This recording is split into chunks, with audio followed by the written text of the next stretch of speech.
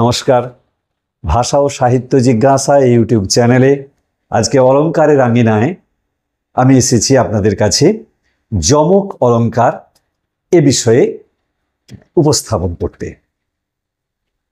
যমক অলঙ্কার হচ্ছে যে এটা একটা শব্দালঙ্কার। এই ধরনের শব্দালঙ্কারে আমরা দেখব একটা শব্দ সে দুই বা তার বেশিবার ব্যবহার হবে এবং দুটো ভিন্ন ভিন্ন অর্থ প্রকাশ করবে। তাহলে যমক অলঙ্কার বলতে আমরা সেই অলঙ্কারকে বুঝব যে শব্দালঙ্কারে একটি শব্দ দুই বা তার বেশিবার ব্যবহৃত হয়ে ভিন্ন ভিন্ন অর্থ প্রকাশ করবে, তাকেই আমরা বলবো যমক অলঙ্কার। এই যমক অলঙ্কারের দুটো দিক আমরা লক্ষ্য করি। একটি হচ্ছে যমক সূচক শব্দের অবস্থান, আর একটি হচ্ছে যমক সূচক শব্দের অর্থ। সেজন্য আমি এখানে দুটো বিষয় উল্লেখ করে দিয়েছি, শব্দের অবস্থান এবং অর্থপ্রাপ্তি। আর এই যে বিষয়টা আপনারা দেখতে পাচ্ছেন, অর্থাৎ এটা সংজ্ঞাটাকে আমি এরকম একটু সিম্বলাইজ করেছি, মানে একটু সাংকেতিকভাবে লিখে দিয়েছি। একটা শব্দ দুই বা তার বেশিবার বসবে, দুটো রকম অর্থ প্রকাশ করতে পারে, ভিন্ন রকম অর্থ প্রকাশ করতে পারে। এটা মনে রাখার একটা সহজ উপায় বলে দিয়েছি। এবার দেখা যাক শব্দের অবস্থানের উপর নির্ভর করে যমককে কভাগে ভাগ করতে পারি। এখানে আমরা চার ভাগে ভাগ করেছি: আদ্য যমক, মধ্য যমক, অন্তযমক, সর্বযমক। অর্থাৎ যমক সূচক শব্দ যদি বাক্যের আগে থাকে, আদিতে থাকে, তাহলে হবে আদ্য যমক। যেমন এখানে দেখুন, ভারত ভারত খ্যাত আপনার গুণে। এই ভারত হচ্ছে কবি ভারতচন্দ্র, এই ভারত হচ্ছে ভারতবর্ষ।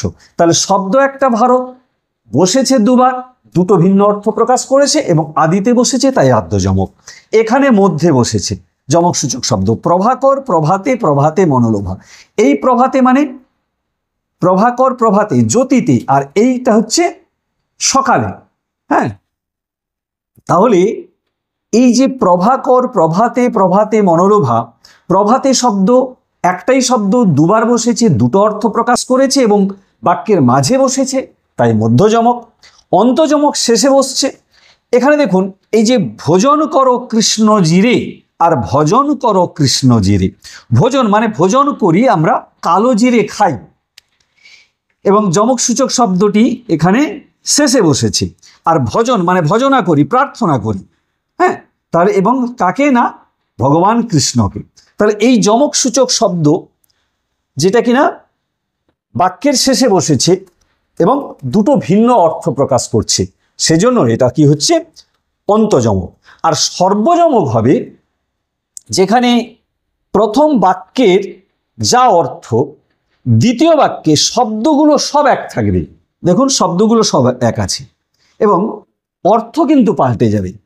অর্থাৎ প্রথম বাক্যের অর্থ দ্বিতীয় বাক্যে একই শব্দ প্রয়োগ হওয়া সত্ত্বেও যদি পরিবর্তন হয়ে যায়, মানে ভিন্ন অর্থ প্রকাশ করে, শব্দগুলো সব ভিন্ন ভিন্ন অর্থ প্রকাশ করছে এবং একাধিকবার বসেছে, এখানেও দুবার বসেছে, এটা দুই বসেছে, এটাই দেখুন, তাহলে সেজন্য কি হয়ে যাচ্ছে সর্বযমক। কেমন, এখানে কান্তার একটাই শব্দ দুবার বসেছে, কান্তার বনভূমি এবং দয়িতা।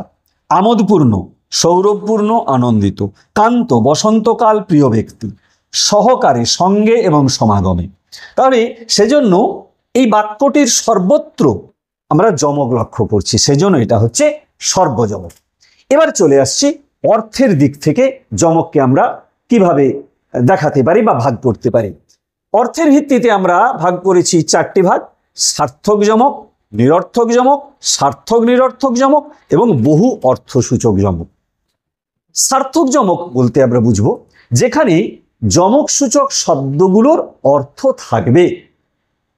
তাহলে যে যমক অলঙ্কারে যমক সূচক শব্দ অর্থ সহ ব্যবহার হচ্ছে, তাহলে সেটা হচ্ছে কি সার্থক যমক। বলা ভালো, এখানে যতগুলো উদাহরণ দিয়েছি সবগুলোই কিন্তু সার্থক যমকের উদাহরণ। তবু আমি এখানে একটা লিখে দিয়েছি বা দুটো উদাহরণ দিয়েছি। দেখুন, একলা নারী রইতে নারী, একটাই শব্দ নারী দুবার, বসছে, ভিন্ন ভিন্ন অর্থ প্রকাশ করছে। এই নারী হচ্ছে রমণী, এই নারী হচ্ছে পারি না।